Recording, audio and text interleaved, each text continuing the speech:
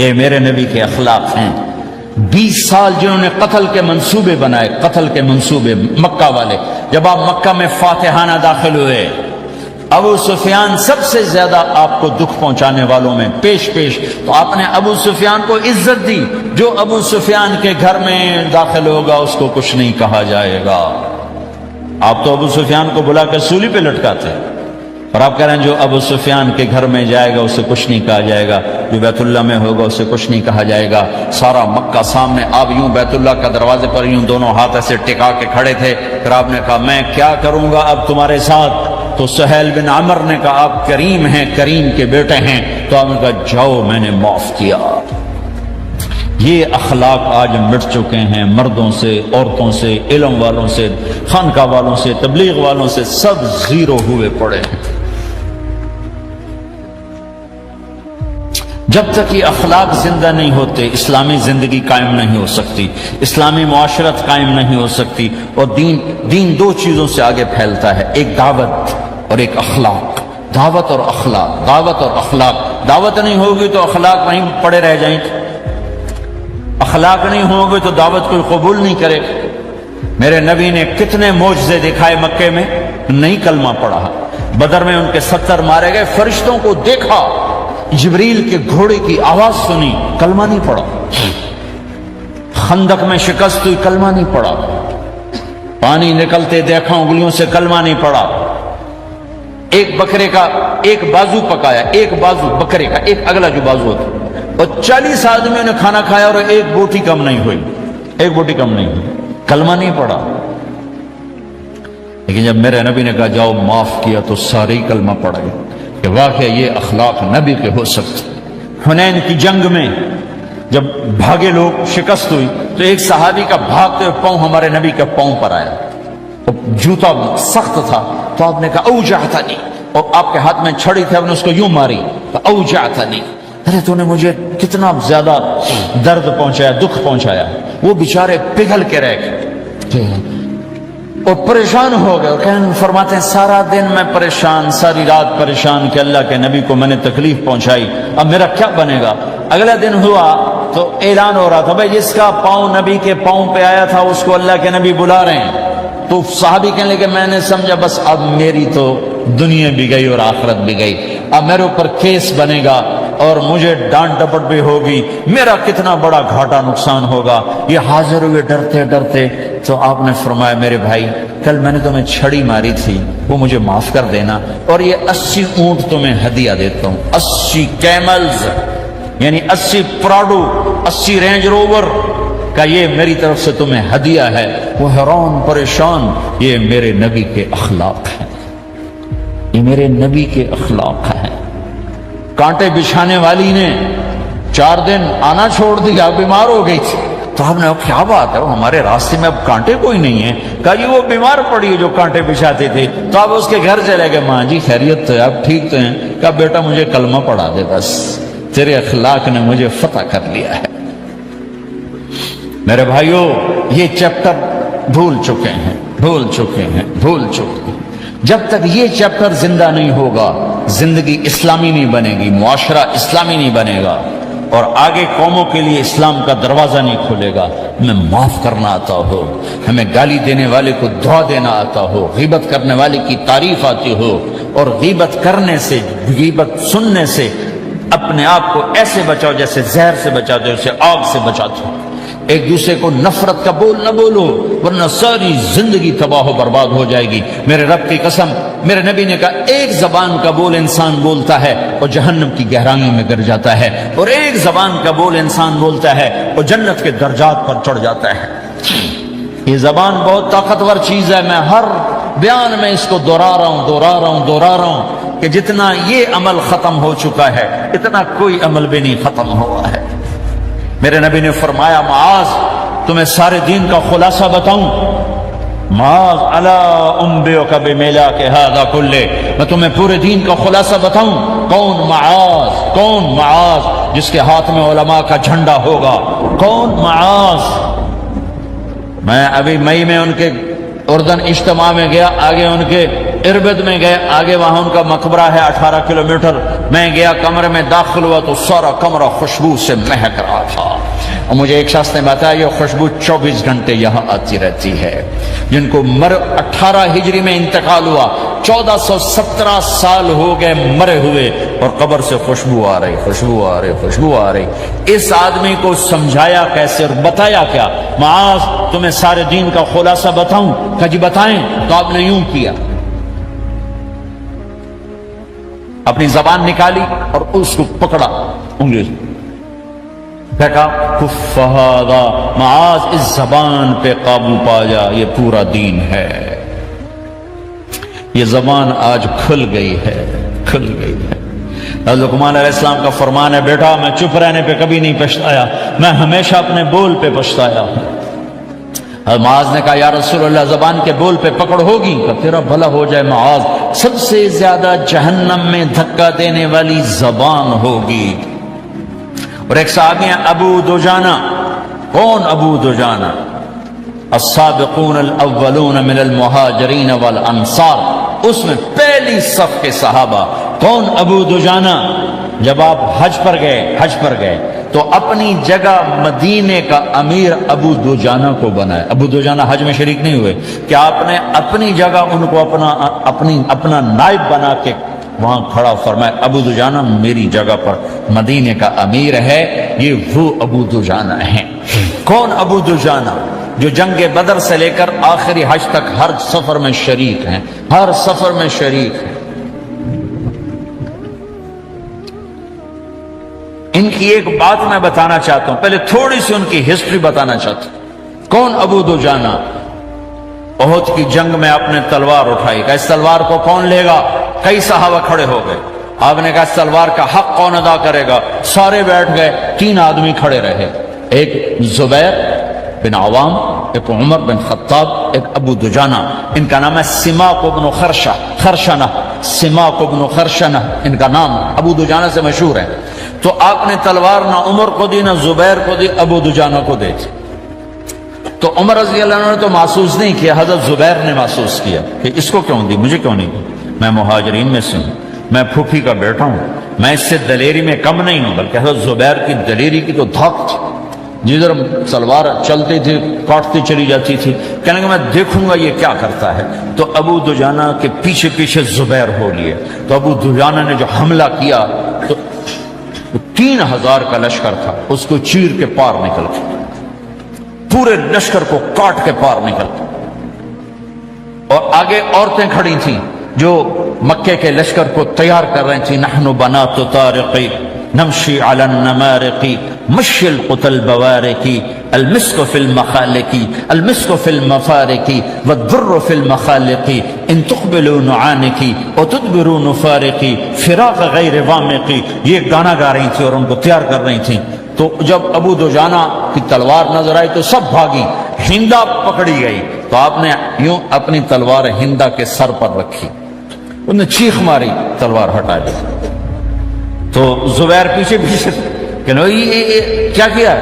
جنگ میں اگر کوئی عورت حصہ لے اسے مارنا جائز ہے، ویسے جائز نہیں ہے. عورت کو، بچے کو، بوڑھے کو ہاتھ لگانا جائز نہیں ہے.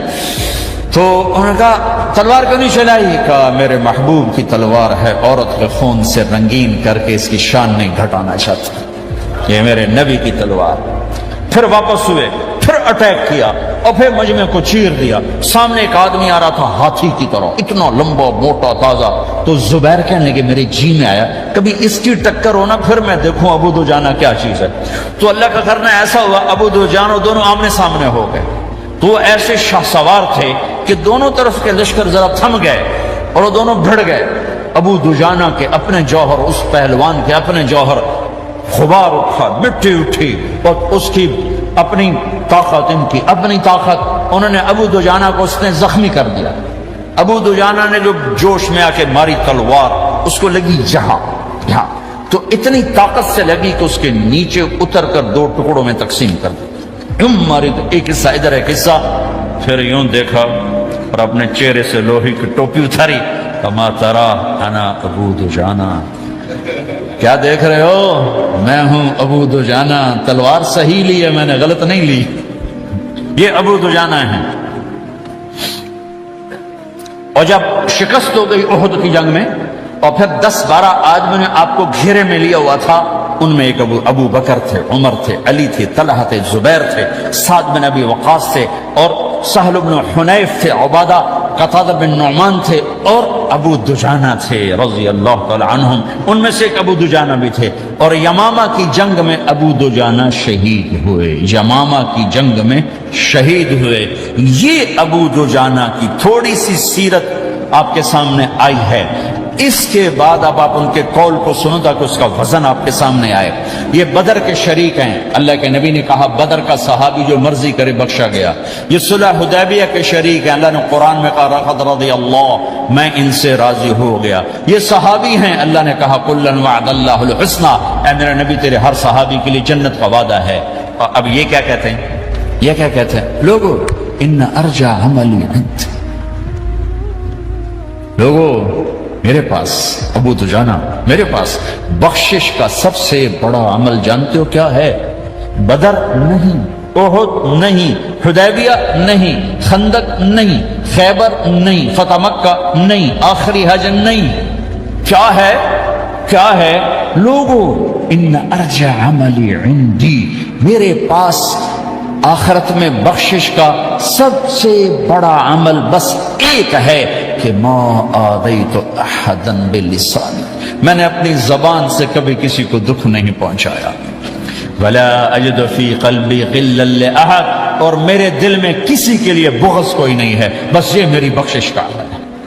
تو بھائیو، نبی کے اخلاق میں دو چیزیں لے لو، ایک زبان سے کسی کو دکھ نہ دو، ایک دل میں کسی کا بغض نہ رکھو۔ اللہ کی قسم بغیر حساب کتاب کے جنت میں جاؤ گے۔ بڑے بڑے جنید بغدادی اور بڑے بڑے معرفت والے تمہیں دیکھتے رہ جائیں گے، تمہاری رفتار اتنی تیز ہوگی کہ تمہیں وہی پکڑ سکے گا جس کا یہ دو عمل تم سے زیادہ اچھا ہوگا۔ جس روڈ پہ رش ہوتا آپ وہاں سے گاڑی ہٹا لیتے ہو، ادھر نہیں، ادھر رش ہے، وہ سائن وغیرہ آپ کو آ جاتے ہیں کہ ادھر بلاک ہے، ادھر نہیں جانا، ادھر جانا ہے۔ تو جہاں روڈ پہ رش ہوتا ہے تو قیمتی سے قیمتی گاڑی کی رفتار بھی آہستہ ہو جاتی ہے، اور جہاں روڈ خالی ہوتا ہے تو پرانی گاڑی بھی بھاگے جا رہی ہوتی ہے۔ ہمارے یہاں پرانی گاڑی ہوتی ہے نا، پرانی بسوں کے پیچھے لکھا ہوتا ہے نہ انجن کی خوبی نہ ڈرائیور کا کمال، خدا کے سہارے چلی جا رہی ہے۔ اور جس کے پاس ایسی گاڑی ہو، نہ انجن کی خوبی نہ ڈرائیور کا کمال، تو اگر اس کو روڈ خالی مل جائے تو وہ تو مرسیڈیز والے سے پہلے پہنچے گا، رینج روور والے سے پہلے پہنچے گا، بینٹلی والے سے پہلے پہنچے گا، رولز رائس والے سے پہلے پہنچے گا، جو وہ تو پھنسی کھڑی اور اس کا روڈ ہی خالی ہے۔ تو میرے بھائیوں، یہ میں ایک مثال دیتا ہوں، عبادات کی روڈ پہ بہت رش ہے، نمازی بے شمار ہیں، روزے دار بے شمار ہیں، عمرے والے بے شمار ہیں، حج والے بے شمار ہیں، اور تہجد گزار بے شمار ہیں، علماء بے شمار ہیں، حافظ بے شمار ہیں، ذکر والے بے شمار ہیں، بہت رش ہے، تبلیغ والے بے شمار ہیں، لیکن جو اخلاق والا روڈ ہے نا، یہ خالی پڑا ہے۔ اس پہ موٹر زوکی پہ چڑھ کے آ جاؤ تو سب سے آگے نکل جاؤ، سائیکل پہ چڑھ کے آ جاؤ تو سب سے آگے نکل جاؤ، کہ روڈ ہی خالی ہے۔ اخلاق کا روڈ خالی ہے۔ غصے کو پینا، دکھ دینے والے کے سامنے، درد دینے والے کو خوشیاں دینا، گالی دینے والے کو دعا دینا، کرو تو صحیح۔ میرے رب کی قسم، اس میں وہ لذت ہے، وہ لذت ہے کہ ساری دنیا کی لذتیں تمہیں بھول جائیں گی اگر یہ لذت تمہیں مل گئی۔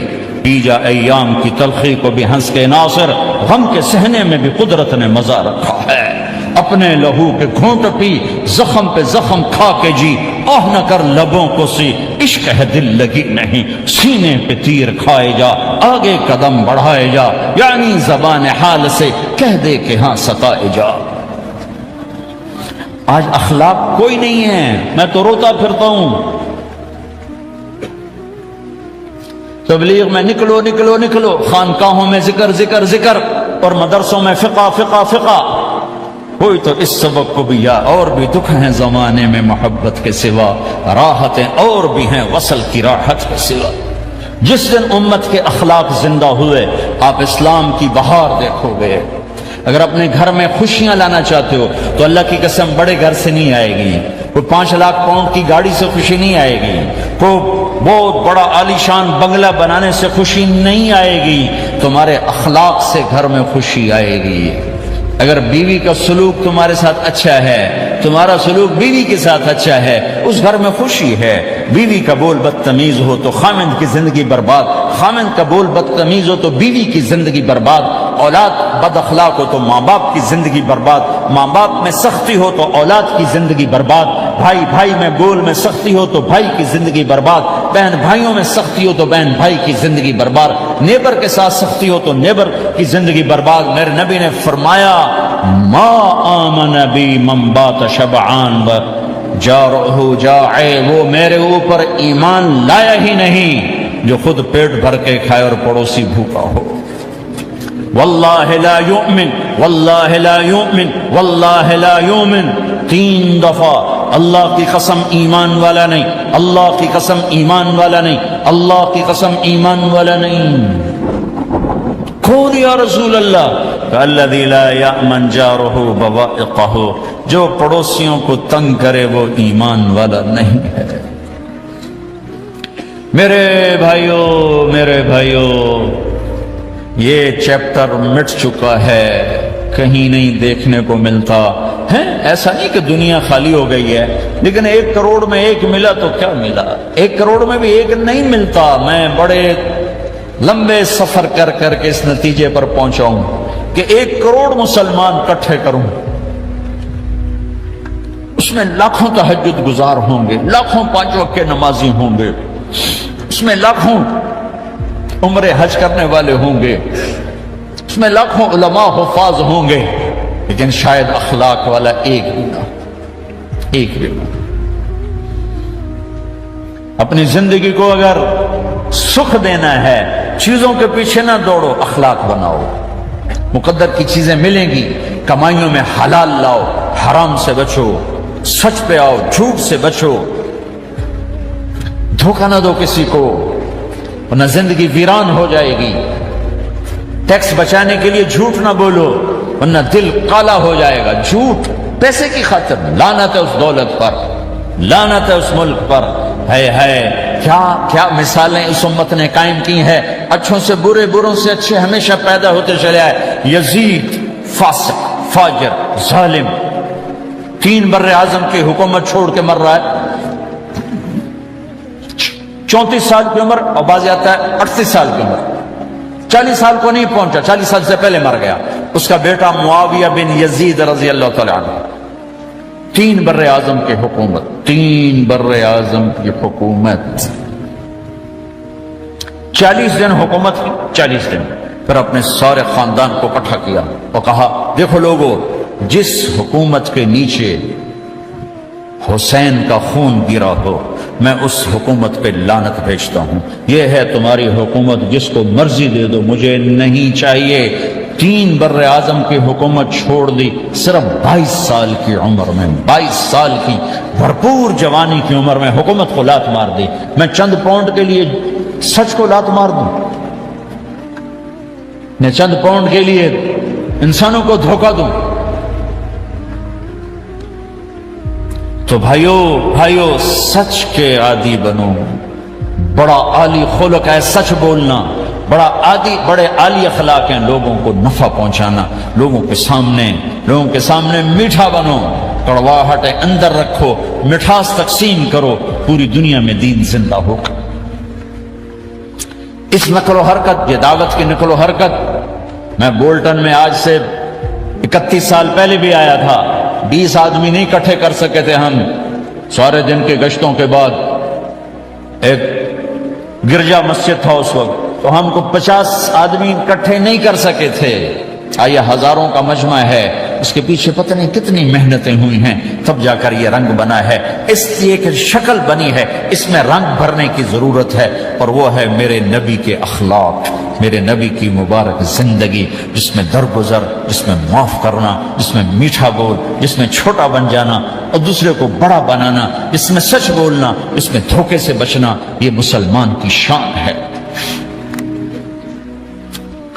تو ہمارے تو نوجوان یہاں کی لڑکیوں کو دھوکہ دیتے ہیں، پیپر بنانے کے لیے یہاں کی لڑکیوں سے شادی کرتے ہیں، ان کی زندگیاں برباد کر دیتے ہیں، اپنا ایمان خراب کرتے ہیں، ان کی زندگی خراب کرتے ہیں۔ مسلمان ہی دھوکے باز بن جائے تو لوگوں کو راہبری کون دے؟ راہبر کون بنے گا؟ تو میرے بھائیوں اللہ اس کے رسول کو ڈھونڈنے کے لیے یہ تبلیغ کی محنت ہے، در در پھرو اور یہ دو باتیں بن جائیں، ایک ہماری عبادات ٹھیک ہو جائے، ایک ہمارے اخلاق ٹھیک ہو جائے۔ اس کو لے کر جب ہم پھریں گے تو اللہ کے فضل سے ایک لہر چلے گی جو دنیا کے ہر آخری کونے تک پہنچے گی، ہر گھر کو اللہ تعالیٰ توحید کے نور سے روشن کر دے گا۔ اس کے لیے ہم وقت مانگتے ہیں کہ یہ ایک زندگی ہے جو میرے 1.25 گھنٹے کی تقریر سے 1.5 گھنٹے کی تقریر سے قابو میں نہیں آئے گی، اس کو سیکھنے کے لیے وقت مانگتے ہیں۔ نکلو میرے بھائیوں، اور آج تک جو اللہ پاک کے ساتھ، اللہ کے رسول کے ساتھ کوئی جنگ کی، اس سے صلح کر لو، کسی سے لڑے ہوئے ہو فوراً صلح کر لو، اس کو بھی منا لو، اس سے بھی مان جاؤ، کسی سے روٹھے نہ رہو، کسی سے قطع تعلق نہ کرو، سب سے سلام کرو، دل کو صاف رکھو۔ ابو دجانہ جیسی ہستی فرماتے ہیں کہ میری بخشش کا عمل یہ ہے کہ زبان سے دکھ نہیں دیا، دل میں بغض کوئی نہیں، اور وہ کہتے ہیں یہ میرا سب سے بڑا عمل ہے۔ اپنے نبی کے اخلاق میں 2 باتیں لے لیں، اس زبان سے کسی کو دکھ نہ پہنچے، دل میں کتنے ہی لوگ ستائیں، بغض نہ رکھو، صاف کرو، دھو دو، اور فرائض میں نماز چھوٹے نہیں، اور پھر اس کو لے کر یہ امت پھرے، کیونکہ اس امت کا کام بیٹھنا نہیں ہے، اس امت کا اجتماعی جرم ہے کہ انہوں نے اللہ کے دین کے لیے پھرنا چھوڑ دیا، اس امت کی اجتماعی خطا ہے کہ انہوں نے اللہ کے پیغام کو آگے پہنچانا اس کو اپنا کام نہ سمجھا، اس کے لیے پھرنا چھوڑ دیا تو اپنے بھی ہاتھوں سے نکل گئے، پرائے تو پہلے ہی پرائے تھے۔ تو میرے بھائیو اس کے لیے نیت کرو، ارادے کرو۔ جو بھائی یہ تیار ہوں 1 دسمبر کے آخر تک تو وہ کھڑے ہو کر ذرا اپنے ناموں کا اظہار فرما دیں، اور یہ جو چھٹیاں آ رہی یہ ساری چھٹیاں لگانے کے لیے جو نوجوان تیار ہوں وہ بھی کھڑے ہو کے اپنی شکلیں زیارت کروا دیں، اللہ بھی راضی ہو جائے، اللہ کا نبی بھی راضی ہو جائے۔ جلدی سے کھڑے ہو کر بتا دیں، فرمائیں جی۔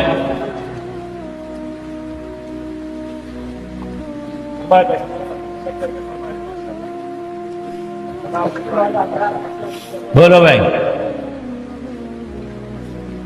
یہ چھٹیاں تو ماشاءاللہ ہوتی ہیں، اس میں نوجوانوں کو نکلنا چاہیے۔ اکثر نوجوان بیٹھے ہیں، اٹھو بھائی۔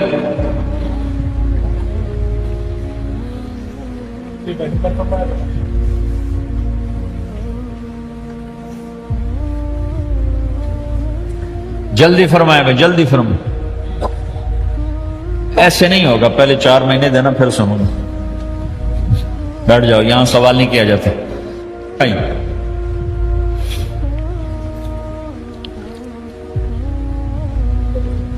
جلدی سے بتائیں بھائی، جلدی سے بتائیں بھائی، ان چھٹیوں میں کون نکلے گا اللہ کے راستے میں؟ ان چھٹیوں میں جو نوجوان تیار ہوں کھڑے ہو جائیں، ان چھٹیوں میں جو تیار ہیں چھٹیاں لگانے کے وہ کھڑے ہو جائیں، چھٹیاں اللہ کے راستے میں۔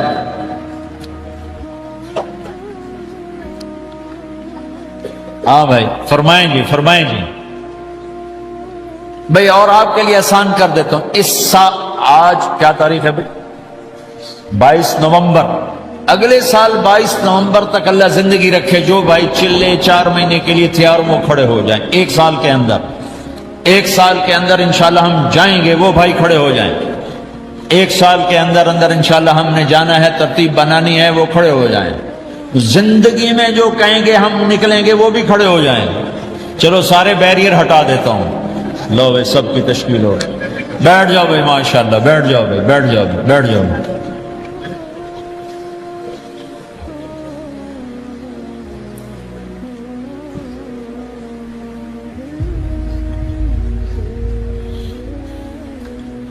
ہاں بھائی بیٹھ جائیں بھائی، دعا کرتے ہیں۔ دعا سے پہلے تھوڑی سی بات کرنا چاہتا ہوں، سن لیں پھر انشاءاللہ دعا کرتے ہیں۔ مسلمان کی زندگی چلتے پھرتے دعوت ہے، مسلمان کی زندگی چلتی پھرتی دعوت ہے۔ اگر اسلام ہماری زندگی میں ہو، عبادات ایسی چیزیں جو نظر نہیں آتی، اخلاق ایسے چیزیں جو چھپ نہیں سکتی۔ اخلاق ایک ایسی صفت ہے جس کو آپ چھپا نہیں سکتے، بد اخلاقی ایسی برائی ہے جس کو آپ چھپا نہیں سکتے۔ شراب تو چھپ سکتی ہے، اندر کمرے میں بیٹھ کے پی لو، روزہ چھپ سکتا ہے، نہیں رکھا کسی کو کیا خبر، نماز بھی چھپ جاتی، نہیں خبر پڑھی ہے کہ نہیں پڑھی، لیکن برے اخلاق بھی نہیں چھپتے اور اچھے اخلاق بھی نہیں چھپتے۔ ایک اچھے اخلاق خوشبو کی طرح مہکتے ہیں اور برے اخلاق گندگی کی طرح بدبو چھوڑتے ہیں۔ ہمارا معاشرہ اسلامی اس وقت بنے گا جب ہمارے اخلاق عالی ہوں گے، تو یہ نقل و حرکت اس کو طاقت پہنچائے گی۔ یہ گھر بیٹھنے سے چیز نہیں آئے گی بھائی، پھرنا پڑے گا، دھکے کھانے پڑیں گے، لیکن ان دھکوں میں بھی اللہ نے بڑی لذت رکھی ہے، بہت عجب نشہ ہے اس کا۔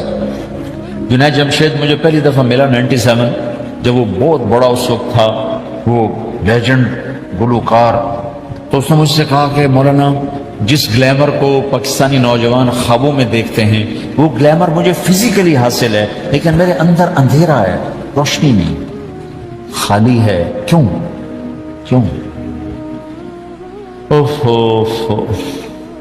میں نے کہا تمہارے سیدھے گھٹنے میں درد ہو، تم الٹے گھٹنے میں دوا لگاؤ تو فائدہ ہوگا کہ نہیں؟ میں کہا اندھیرا تمہاری روح میں ہے اور تم روشن کر رہے ہو جسم کو، کبھی میوزک سے، کبھی کسی چیز سے، کبھی کسی چیز سے، تو عورت، شراب، میوزک، ان کا روح میں کوئی واسطہ ہی نہیں، یہ روح تک جاتی نہیں، ان کی پینیٹریشن جسم تک ہے اور جسم کو کنٹرول روح کرتی ہے۔ جب روح میں بھوک اٹھتی ہے تو وہ پریشانی میں کی شکل میں ظاہر ہوتی ہے۔ تم اللہ سے تعلق بنا دو، یہ سب کچھ ٹھیک ہو جائے گا۔ پھر جب اس نے 3 چیلے شروع کیے تو اس کا مجھے فون آیا، ہمارا ایک شہر ہے چھوٹا سا، زلزلے میں ختم ہو گیا تھا، بالاکوٹ، تو اس کا مجھے وہاں سے فون آیا کہ مولانا میں ایک پرانی مسجد میں ایک پھٹی ہوئی چٹائی پر لیٹا ہوا ہوں اور جس سکون کو میں 5 سٹارز ہوٹل میں دیکھتا تھا، ڈھونڈتا تھا، وہ آج مجھے یہاں مل چکا ہے، اور مجھے یوں لگتا میں ہوا میں اڑ جاؤں، ہوا میں اڑ جاؤں۔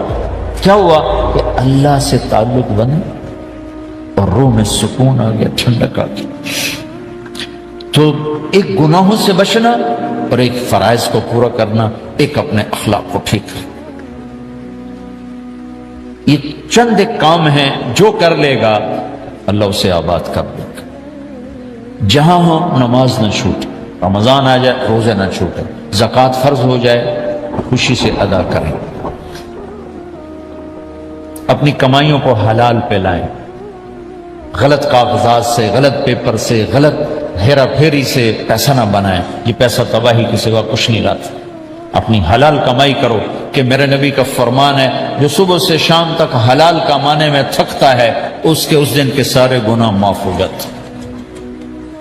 سعد بن معاذ بیٹھے تھے، ان کے ہاتھوں پر اللہ کے نبی کی نظر پڑی تو ہاتھ بڑے سخت تھے، تو آپ نے کہا سعد تیرے ہاتھ اتنے سخت کیوں ہیں؟ کہا جی میں اپنے باغ میں خود کام کرتا ہوں، اس سے یہ سخت ہو گئے۔ تو آپ نے سعد کا ہاتھ پکڑا اور ایسے چوما اور کہا اپنے بچوں کو حلال کھلانے میں بچوں کو حلال کھلانے میں جو ہاتھ ایسا ہو جائے گا اس پہ جہنم کی آگ حرام ہو جائے گی۔ کہ بھائیو حلال، جھوٹ نہ داخل کرو، چاہے کتنے بڑے مفتی فتویٰ دیں کہ ٹیکس بچانے کے لیے جھوٹ بولنا جائز ہے، میں کہتا ہوں نہیں، سچ۔ 2 سودے ہیں، ایک طرف چند 100 پاؤنڈ ہیں، ایک طرف سچ ہے، جس کو لینا ہے لے لو۔ سچ کو لوگے تو اللہ کے قدموں میں چلے جاؤ گے، اللہ کے حبیب کی چھاؤں میں چلے جاؤ گے، اللہ کی چھاؤں میں چلے جاؤ گے۔ جھوٹ، ہاں صرف جھوٹ بولنا جائز ہے، 2 بھائی لڑ پڑے ان میں صلح کرانے کے لیے جھوٹ بولنا جائز ہے۔ میاں بیوی لڑ پڑے تو بیوی کو منانے کے لیے خامند جھوٹ بول سکتا ہے، خامند کو منانے کے لیے بیوی جھوٹ بول سکتی ہے۔ اس کے علاوہ جھوٹ نہیں ہے، سچ کے ساتھی بنو۔ اللہ کی قسم وہاں سے رزق آئے گا جہاں سے وہم و گمان بھی نہیں۔ پھر آپ اس حکومت کو دھوکہ دیتے ہو جو آپ کی ہمدرد۔ ہماری حکومتیں تو خود بھی چور ہیں تو ان کو چور پڑے ہوئے، چوروں کو چور پڑے ہوئے۔ تمہاری حکومتیں تو چور نہیں ہیں تو تم پہ خرچ کرتے ہیں۔ ان سے بینیفٹ لینا ہو تو پیچھے ہو، ان کو ٹیکس دینا ہو تو کہتے ہو کدھر لکھا ہے شریعت میں ٹیکس دینا جائز ہے؟ کیا لکھا ہوگا؟ آگے مفتی بھی بیٹھے ہوئے فتوے دینے کے لیے۔ جب ان سے نفع اٹھاتے ہو تو ان کو نفع پہنچاؤ، ان سے سہولتیں لیتے ہو ان کو سہولت پہنچاؤ۔ جو تمہارے خرچ کرنے میں دیانتدار ہیں ان کے ساتھ بددیانتی نہ کرو۔ مسلمان ہو اور دھوکہ، یہ 2 چیزیں جوڑ نہیں سکتی۔ اپنی عیاشی تھوڑی کم کر دو تو اللہ اس میں برکت دے گا. آپس میں کبھی اونچ نیچ ہو جائے فوراً صلح کرو، لڑائی پہ باقی نہ رہو کہ یہ ہم نے بات نہیں کرنی، ہمارا سلام دعا ختم. ایسا کبھی نہیں کرنا. اونچ نیچ ہوتی ہے لیکن فوراً صلح کرو. ماں باپ میاں بیوی کٹھے رہتے ہیں تو ہمارا سسرالی معاشرہ بہت سخت قسم کا ہے. ماں باپ اتنی مداخلت کرتے ہیں بچے میں کہ ان کی زندگی تباہ کر دیتے. ساس سسر بہو پہ اتنا حق جتلاتے ہیں کہ خامد کا بھی اتنا حق نہیں رہ جاتا، اس سے زندگی ٹوٹ جاتی. اگر سسر ہو بہو کو عزت دو، ساس ہے بہو کو عزت دے، بہو ہے ساس سسر کو عزت دے. لیکن اللہ کی قسم ساس اور سسر کا بہو پہ کوئی شرعی حق کوئی نہیں. میرے بچے کی شادی ہوئی، میں نے اپنی بیوی سے کہا بات سنو، ہم کسی کی بیٹی کو لے کے آ رہے ہیں، اگر ماں بن کے دکھاؤ گی تو میں یہاں اس کو لاؤں، اور اگر ماں بن کے نہیں دکھانا تو میں اس کو الگ گھر دیتا ہوں تاکہ ہم اس کی زندگی میں دخل انداز نہ ہو، ہم ان کی زندگی کو خراب نہ کریں.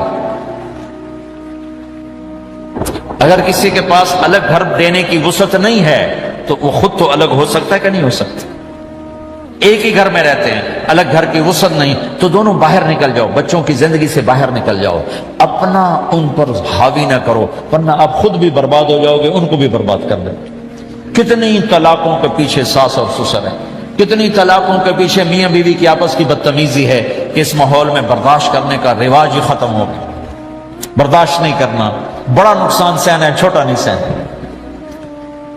ڈائمنڈ کیسے بنتا ہے؟ ڈائمنڈ کاربن ہے. وہ ڈائمنڈ کیسے بنتا ہے؟ وہ پریشر کو برداشت کرتا اللہ چمکا کے اسے ڈائمنڈ بنوا دیتا. تو نوجوانوں کے ذمے ہے کہ اپنی بیوی کو پروٹیکشن دیں ماں باپ سے.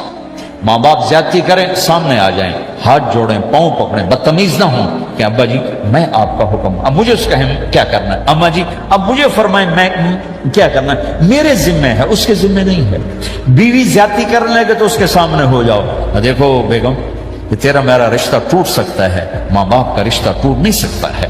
ماں باپ کا وہ رشتہ ہے جسے توڑا نہیں جا سکتا. نکاح تو ایک بول پہ ٹوٹ جاتا ہے. میں تیری ہر ضرورت پوری کروں گا لیکن تو میرے ماں باپ کے لیے تکلیف کا باعث نہ بن. یہ مرد کی ذمہ داری ہے. ہم یہ معاشرہ بھلا چکے.